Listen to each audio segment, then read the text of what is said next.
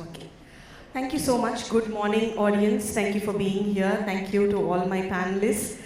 While I was preparing for the panel discussion today, I decided to just look up the dictionary for the meaning of loyalty to start there. So let me read that out for everybody. It says, loyalty implies a faithfulness that is steadfast in the face of any temptation to renounce, desert, or betray. Heavy, right? And now add brand loyalty. So now what we are expecting is that consumers stay loyal in the face of discounts, any kind of deals, and all kinds of sweeteners that are thrown their way on e-commerce platforms or malls or wherever they walk in. It's discount season all the time, it's sales all the time. No matter what app you use, you get push notifications saying Mother's Day discount today. I mean, could have been Pride Month discount last month. Something else will come up, and then there's Independence Day soon.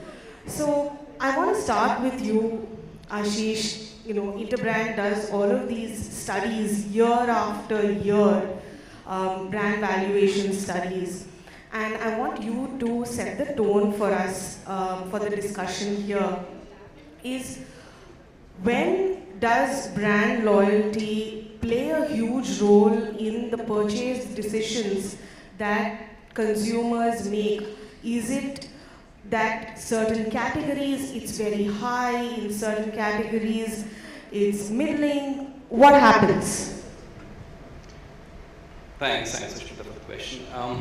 Well, it's loyalty, the definition from the dictionary. The one thing about loyalty is that one needs to get clarity on whether it's an expectation or is it an outcome. The problem with loyalty, especially in the definition, is it's an expectation. Whereas what it's transitioned to is that it can only be an outcome. And that's why I think the way you describe the subject itself was interesting.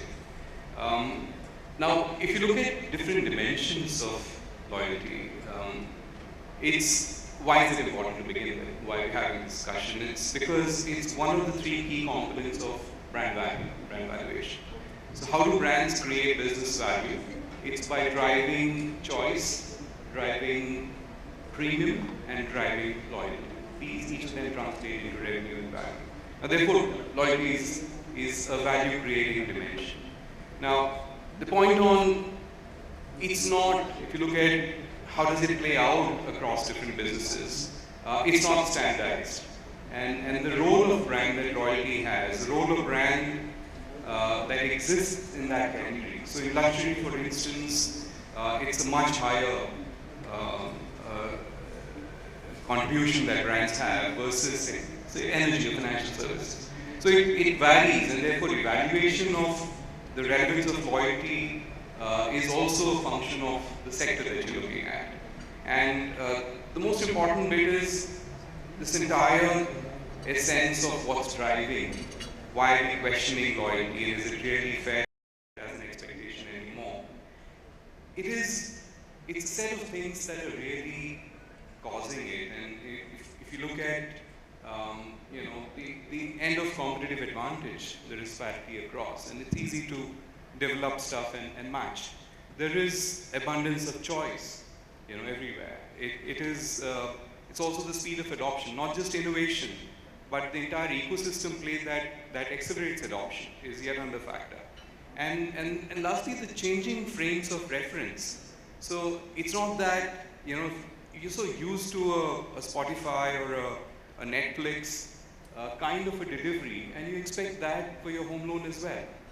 I mean, if you can get something downloaded and started in less than a minute, you'd expect the mortgage also to be that quick. So the frames of reference, so that's all that is what are the reasons, the forces that have driven this shift. And it'll make sense to figure how do we address them if we were to maintain loyalty. Okay, thank you so much.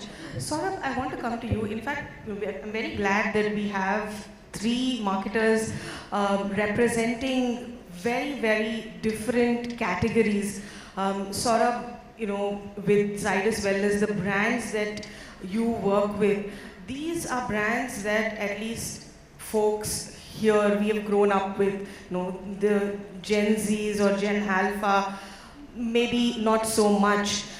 And how do you tackle brand loyalty in a market, for a product or category like that, where folks are possibly, they don't know that Glucon-D is what, we drank, summers when you came back after playing, you just drink Glucon-D. There's always that green dabba at home, right? You put a spoon and you're just having it. Now things are not like that. How do you deal with brand loyalty in such a situation? Sure. And it's interesting because, as you mentioned, Sushmita, that in my role, I deal with a lot of legacy brands, so to say. Now, obviously, loyalty is most relevant for brands who've been around and, have had a history. What is interesting is, while you are putting all of these categories into a blanket sort of situation, because these are wellness products or personal care products, etc. But actually within them also there is a varying level of difference. And that is largely because of a lot of factors. So I'll first come to that and then come to how we therefore deal with that. So at any stage, ultimately what you need to understand when we're talking about loyalty is that it's a function of two primary factors: how our consumer needs evolving, and how the brands are able to fulfill that, but also along with that, what are the kind of choices which are being offered to the consumer. Because you don't operate in a silo with a consumer, you operate in a very dynamic world where there are increasingly more and more brands doing more and more things and offering proposition which is completely differentiated. And I think this is where Ashish was also referring to innovation and how you keep the brand relevant.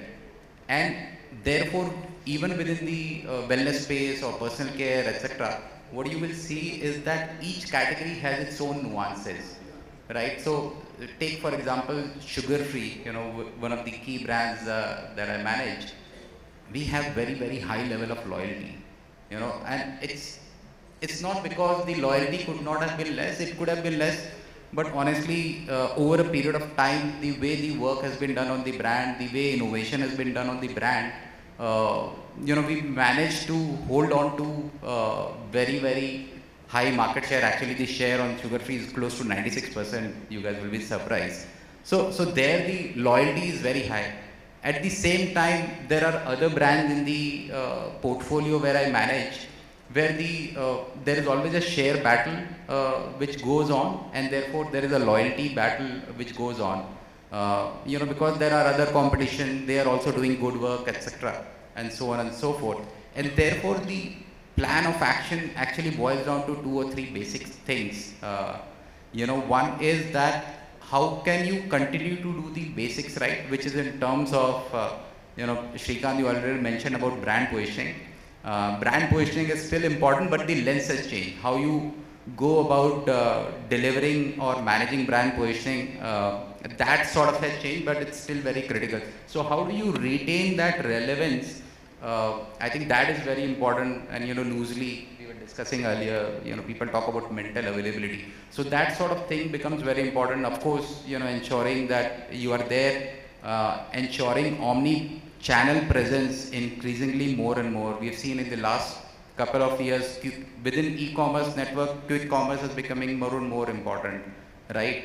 So even there, how you managing and ensuring that as a brand, you are there where your consumers are looking to find you or looking to find a solution. And lastly, of course, I think it boils down to, innovating, offering consumers value for the kind of solutions that they're looking at. So I think that's largely the picture from a wellness, personal care, more hardcore FMCG categories perspective. Got it, thank you. And Swati, these might kind of apply to an appliance brand as well, right? Innovation and being available everywhere. I'm sure your appliances are available on every e-commerce platform and multi-brand outlets everywhere. But the question I have maybe it's biased by my consumption pattern, is appliance, I would think, is a category where you do a lot of research and you figure out, okay, this brand works for me, I buy it, and and it's not a product you buy repeatedly, the repeat cycles are again long. So once I've been with that for 5-10 years, is it very likely that once a consumer has had a good experience with a brand, they will repeat the brand? Is it very likely in the appliance category? So I think maybe compared to some other sectors, it may be more likely because we have the opportunity to build a longer term relationship with the customer, and that is why any good brand in the appliances or electronic space will pay a lot of attention to customer service, right? Because that's repeated interactions with the brand, that's our opportunity to build an emotional connect also going beyond, the regular transactions. But the thing about appliances is that, like you said, you get back into the market after a couple of years. You are no longer the same customer. Your requirement from the product has changed, right? So you may have bought a single door refrigerator, now you're planning to buy a double door refrigerator. You may have bought a top load automatic washing machine, now you're planning to get back into a front load automatic, right? So your requirement itself is changed. And even though you may have had a great experience with the product, you may be extremely satisfied with with the experience, what that will do is it will get you entry into the initial consideration set, right? So in appliances, typically, the framework is that you will form an initial consideration set of a couple of brands, maybe 1 or 2 or 3 brands at best.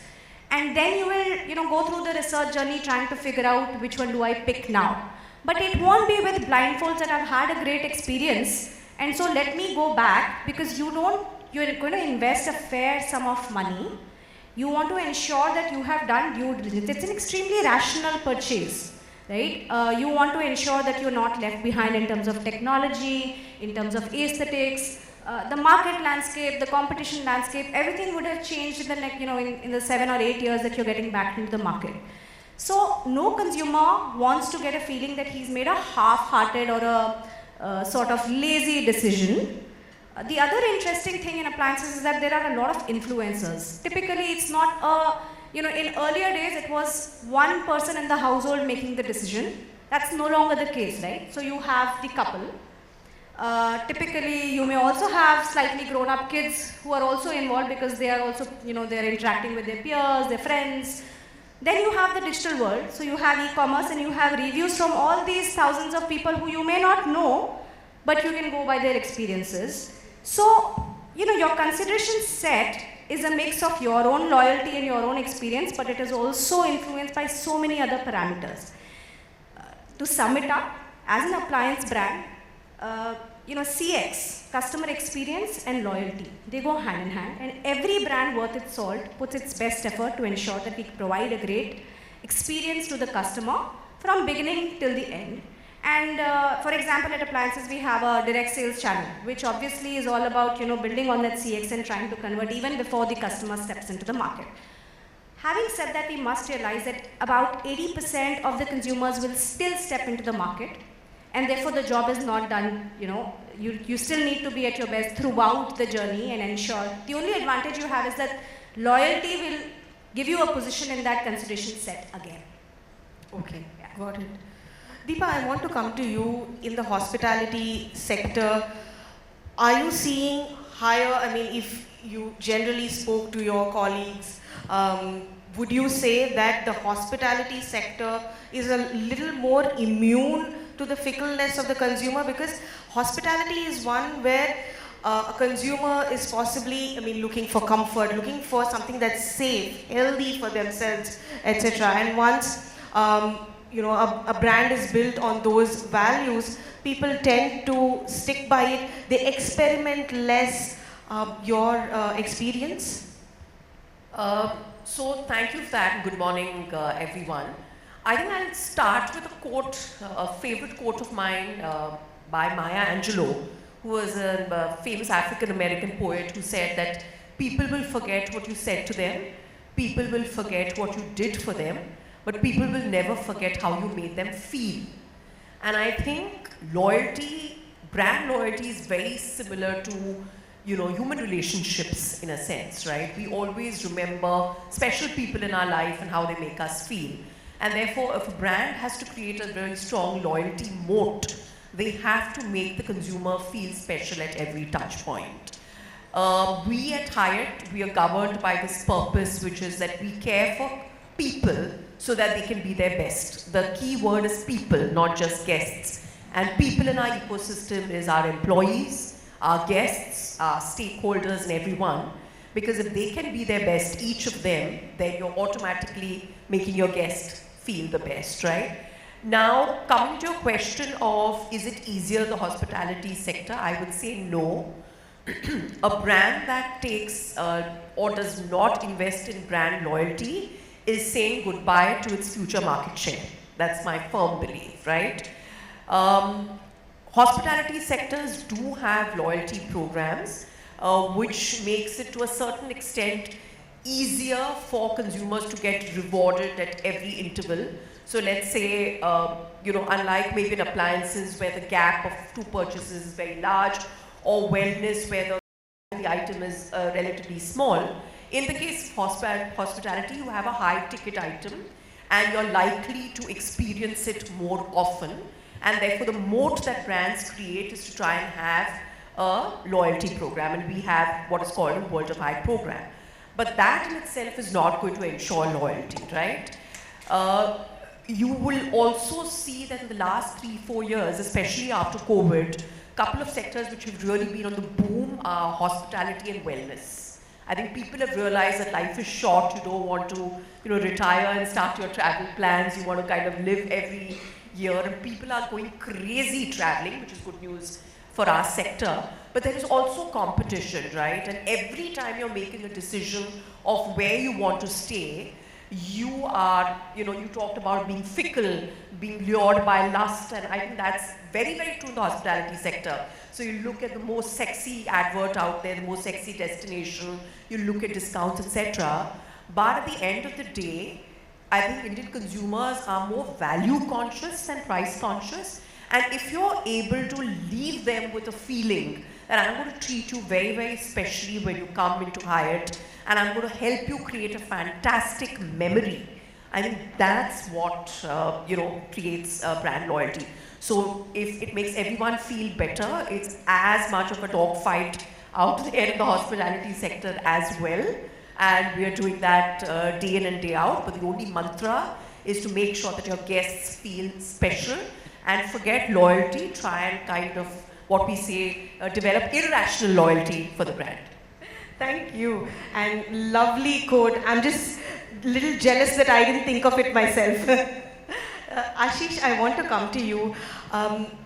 Price sensitivity is something that will likely, you know, sway consumers a lot, right? And especially at a time when you can compare every, like, you want to just buy a plastic stool, there will be a brand that sells it at a certain price point, but there are those other non-branded things that are there on e-commerce platforms, 100 rupees less, 50 rupees less, and it's a stool.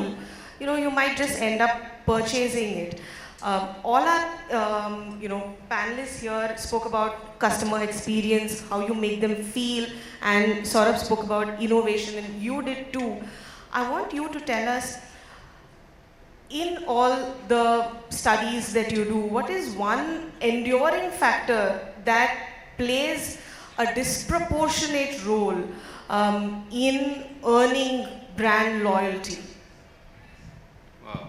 So I don't think there is, to begin with, I think the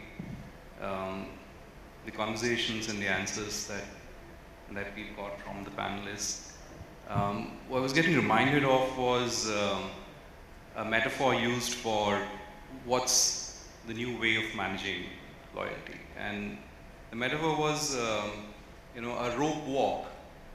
And across the purchase journey, I think we heard from the panelists about there's so many things happening across the journey, and the number of touch points from that 3-4 steps, which is aware and, you know, the ADA model and stuff like that, There are hundreds of touch points from the point you consider and the point you buy, and so much for the consideration set.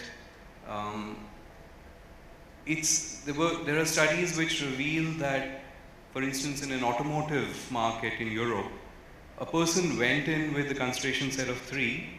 Over 3 months of evaluation, his consideration set changed twice, and what he finally bought was not there in the original. So I think the points that are being made, the constant thrust that Saurabh spoke about on marketing and building loyalty all the time, or the way Deepa spoke about how it is a dog-eat-dog world. And so it is, there is this pressure of discount, which, I mean, there's a Kotler title of "There's no loyalty that a cent off can't shake off." So that's a strong pressure that's there. But how do you really, to answer the question, there isn't one thing.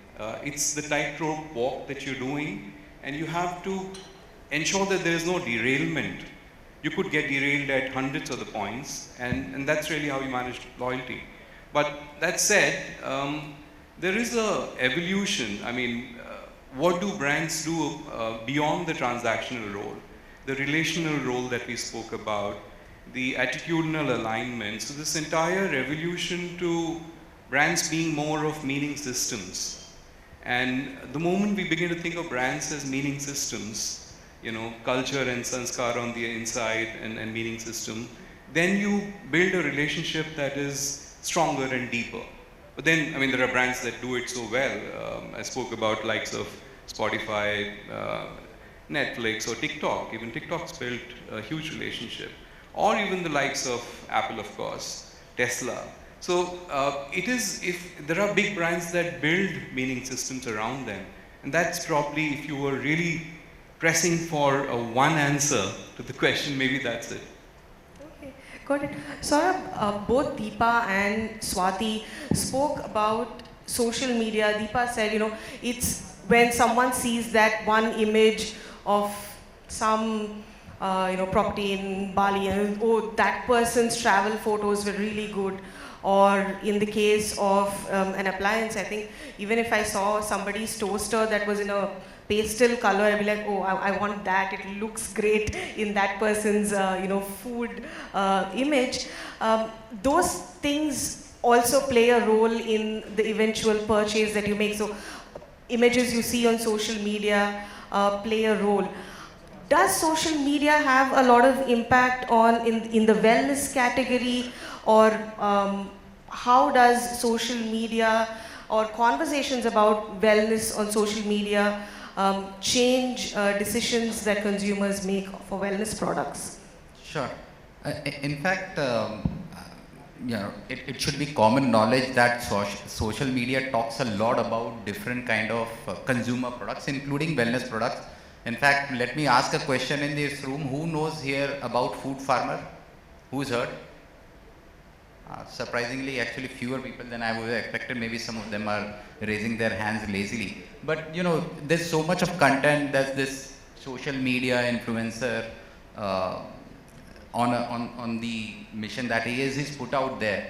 Now, obviously, those impact points are there. But again, in a lot of these challenges that brands face, the remedy is in doing the basics right. So even with some of the challenges, and he's talked about some of the categories that we operate in and so on and so forth, but actually the brands have been impacted negligibly. In fact, there is no impact on the portfolio of brands that we are dealing with or I am dealing with.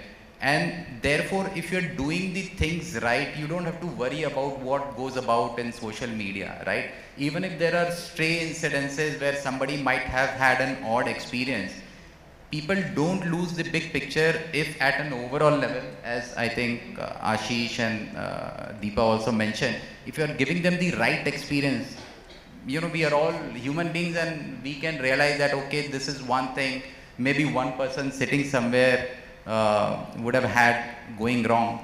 At the same time, for brand, social media and including in wellness is an opportunity where you leverage it right to complement the core proposition of the brand and how you do messaging to the consumers, targeting them differently based on their, their cohorts or, their personalities. So actually social media or digital media on top of that is a great enabler to drive brand loyalty, I would think. It provides that opportunity. Got it. Swati, I want to come to you a little about price sensitivity of consumers, especially when they can compare things and things like that. Can you tell us how often do you, how much importance do you put in deciding, the sweet spot of the price of, whatever product you're putting out in the market, and what role it has in retaining a consumer? So, there are lots of studies, and the interesting thing to see here is, of course, price is an extremely important variable, right? In the 4Ps, it's one of the core parameters. But what's more important, especially for appliances, is, I think one of them said, value, right? When you're putting that much money on board, you want to ensure that you're getting the maximum value out of it. And whether you're talking about a mass segment, or you're talking about the premium, or you're talking about the super premium segment, the value proposition continues to be the most important thing. So, if we were to break it up, across segments we've seen, it's features which is more important than price, right? Hardly any segment where price outweighs it. So yes, we pay a lot of attention in ensuring that, the price bracket is right. And, with finance schemes and cashbacks and all of that, those are the, the norms of the game today. But having said that, it's not, the single most important parameter across segments. Got it. Deepa, I want to come to you again, something adjacent to price kind of, what has your experience been when there's a luxury brand or a premium brand that you work with? In those cases, like Swati was saying, I think you spoke about value, right? A consumer might say, okay, this is something I'm willing to spend that extra buck for, and in fact, I'll be loyal to it no matter where I go. This is the product I will choose, no matter, if there was a cheaper option available to me. So I want you to tell us a little about building brand loyalty in a premium segment, your experience. So I wish it was as simple as you said it was. In fact, the higher price that you pay for a product, the more is your expectation, right? And you're setting yourself up for not fulfilling that expectation more. You have to work much harder. So I would say that loyalty is actually very simple as a concept, but it's very difficult to execute and perfect with precision and perseverance and execute flawlessly every time. What do I mean by that? So we operate in the upscale, upper upscale and the premium segments of hospitality, right? So if the consumer is already coming in with the mindset, the guest is saying that I'm going to pay X amount because I want a fantastic experience, where there are obviously very high expectations from that experience. It's also hospitality, it's a way to reward yourself, it's a way to make you feel special. So all that also emotional overtone comes, right? So loyalty is built by doing, let's say 3-4 things. One, the moment the guest walks in, how do you make him or her feel? Do you recognize them as a World of Hyatt member? Is there somebody who's smiling and making you feel like they want you to be there, making you feel special, right? Two, is there a certain amount of personalization that happens throughout the journey, which is a combination of anticipation and knowing you? There is this beautiful line which says that, to serve you, I don't need to know you, but to care for you, I need to know you, right? So I need to know you, and I need to know that maybe you like your chai with adrak, or you like your breakfast at a certain time, placed in a certain way. So that's the second thing, personalization and anticipation. And I think the most difficult thing is consistency, right? How can you ensure that every experience that you give your guest is always going to be consistent? And if you can do this again and again, and then of course leave the guest with some surprise and delight elements, something they were just not expecting. They've come to celebrate a birthday, they never even informed you, but you know, because that person is a World of Hyatt member, that it's a special day for them. So you put up, balloons, cakes, etc. So what's the surprise and delight that you're able to do? So I would say it's a very simple concept, very difficult to execute because there is the element of, so many different people involved. It is like a human relationship. At the end of the day, there are very few people in your life that you value because they make you feel special. They know you and they are there for you when you want them. How can brands do that? So that's really, I think, the whole emphasis in the premium segment. And let me tell you, it's very difficult because the consumer is extremely demanding. Got it. One kind of brand that we don't have on our panel today is a startup or a brand that's just getting started. I want to come to all of you and start with Ashish.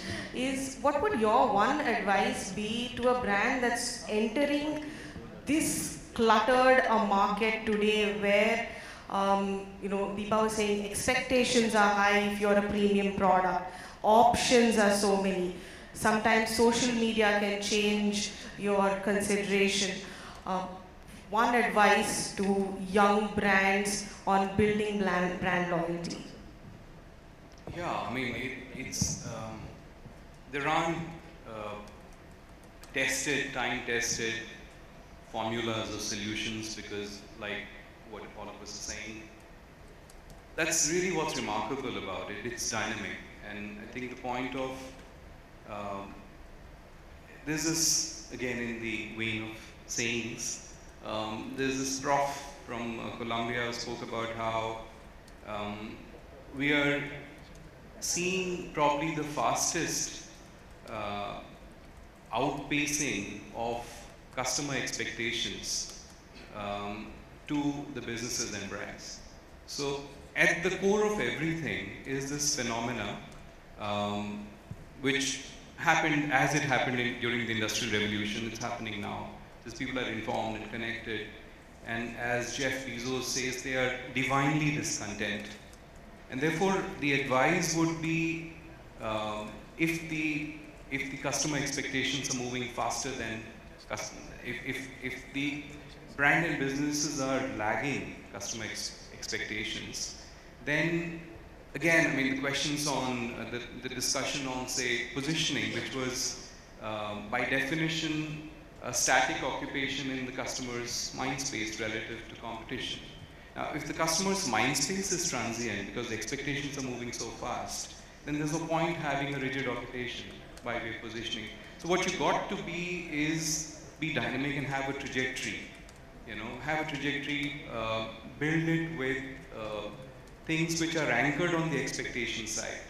You understand, you're constantly listening and understanding. And, rather than doing the overkill on the performance marketing side, do the overkill on the empathy side, on constantly being agile, understanding, so that you don't let the rope walk that you got to do get derailed at any point in time. You're there, you're listening. So I think that's the advice one should give to anybody, not just the startups. Deepa, your advice? I think, I'll say three things. One is figure out a strong differentiation.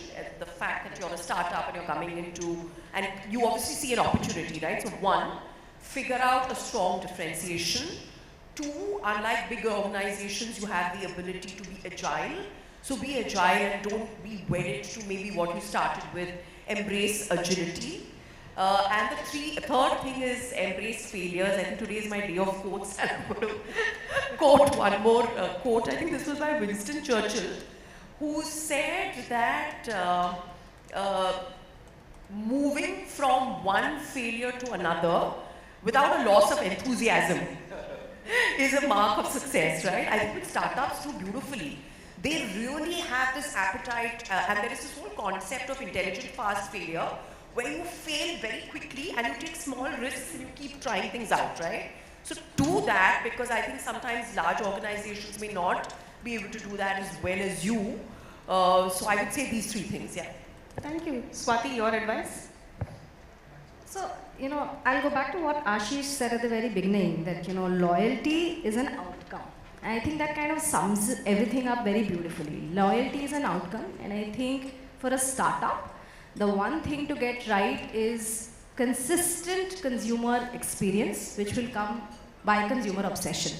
If you are truly listening to the consumer, everything that you do will be aligned to whatever, the insights that you've gathered. And the customer understands that. Today's consumer is able to see the intent behind whatever you're doing. They need to sense that consistency in CX. And if that is in place, I think loyalty will be an outcome that will follow. Got it. Saurabh, last words. Yeah, I try to complement what everyone else has said. So essentially, the advantage which startups have, or the differentiation that startups have, is usually they start up with an idea, right? And versus say conventional marketing, where you possibly go hunting for, okay, what are the need gaps, what are the insights, etc. And here maybe there is a need gap, etc., which is there at a latent level, but they start with an idea, and which is sort of an advantage. But what is important is therefore is that as they link back and drive relevance, try to build relevance for the consumers, they keep improvising, because you don't, and that's important, because you'd expect a startup to move fast and do well over a period of time. And while they are doing that, please also remember that all of the brands which are extremely successful now have had multiple failures, right? So you look at your favorite brand, you can go back in the history and you'll find that they have had campaigns, they have had ideas which were completely dud. But you get over it, you learn, and you go and do the next best thing next time. I think that's Got it. it. Thank you. With that, Brand Loyalty 101 comes to an end. Thank you so much, everybody. Thank you.